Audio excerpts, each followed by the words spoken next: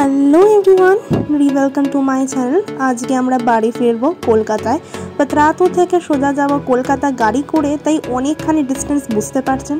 সকাল সকাল উঠে গাড়িতে চড়ে বসলাম যাতে জার্নি শুরু করে দিতে পারি। ঝাড়খণ্ড ট্রিপটা আমার খুবই ভালো লেগেছে। গরম হলেও ওই একদিন বৃষ্টি পড়লো, আপনাদের দেখালাম, তারপর অনেকখানি টেম্পারেচারটা কমেছে। তবুও কাল থেকে টেম্পারেচারটা আবার বেড়েছে। পাতরাতুও কিন্তু শহর এলাকা, তাই খুব একটা অসুবিধা হয়নি। আমাদের মূলত অসুবিধা হয়েছিল নেতারহাটে।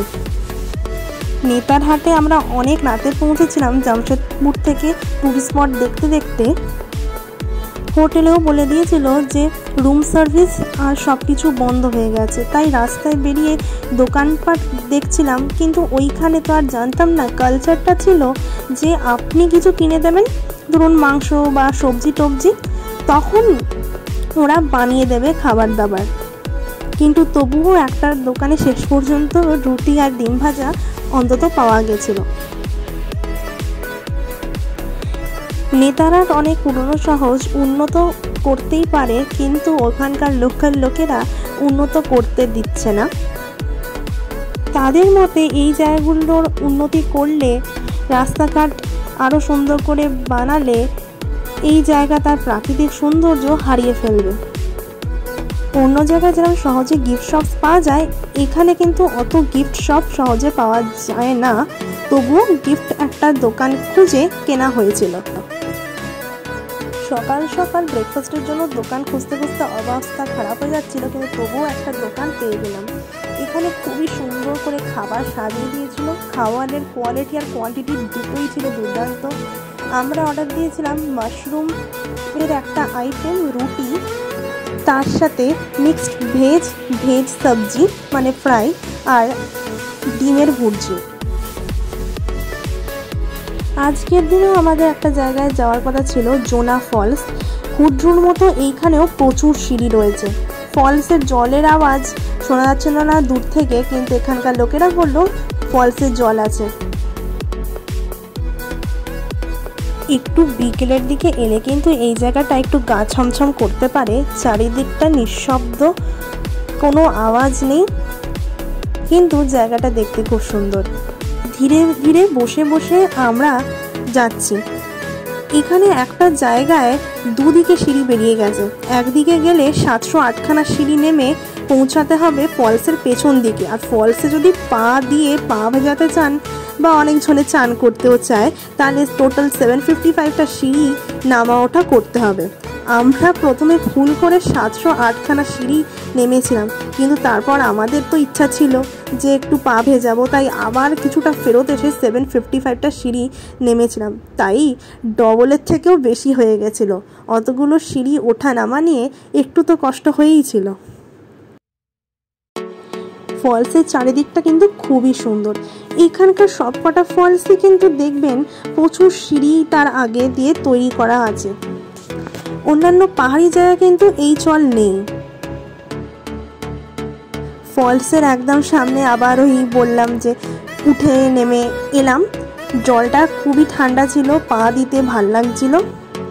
পা দিয়ে কিছুক্ষণ বসার পর এবার ওপরে চলে যাওয়ার সিদ্ধান্ত নিয়ে আমরা সবাই ওপরে উঠতে থাকি।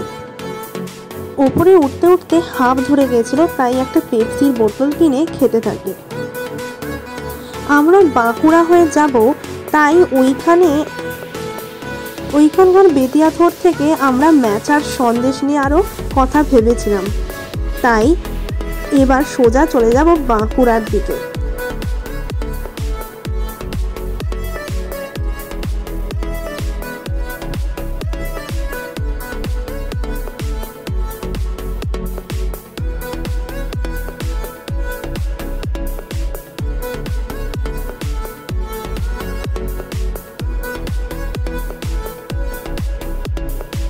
এইগুলো কিন্তু সবকটাই শাল গাছ।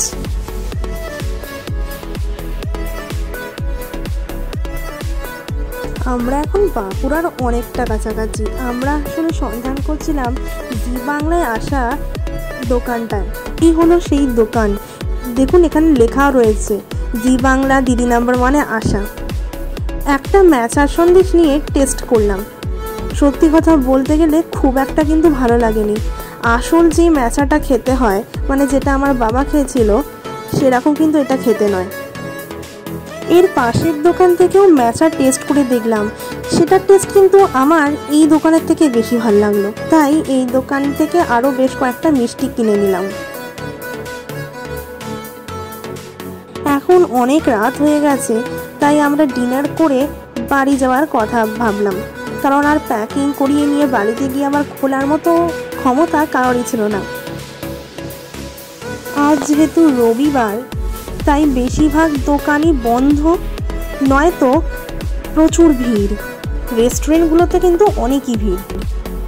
খুঁজে খুঁজে একটা দোকানে এলাম, কিন্তু সেখানেও সার্ভিস খোলাতে পারছিল না। আমরা কিন্তু অনেকক্ষণ বসেছিলাম। আমরা প্রথমে একটা ভেজ কর্ন স্যুপ অর্ডার দিয়েছিলাম। প্রথমে কিন্তু সেটা খেতে খুব একটা ভালো লাগেনি, ডলা ডলা পাকিয়েছিল। তারপরে বিভিন্ন রকম সস দিল বলায় ওরা, তারপর খেতে একটু হলেও ভালো লাগলো। তারপরে প্লেট দিয়ে গেল, আর আমরা বসে রইলাম। অনেকক্ষণই বসতে হয়েছে। তারপর আমরা অর্ডার দিয়েছিলাম নান, চিকেন ভর্তা আর ভেজের একটা আইটেম। ভেজটা মূলত আমার জন্যই, কারণ চিকেন খেতে আর ভালো লাগছিল না। সব কিছুই তবুও একটু একটু টেস্ট করলাম। নানটা কিন্তু শক্ত ছিল, খুব একটা ভালো ছিল না খাবারের কোয়ালিটি।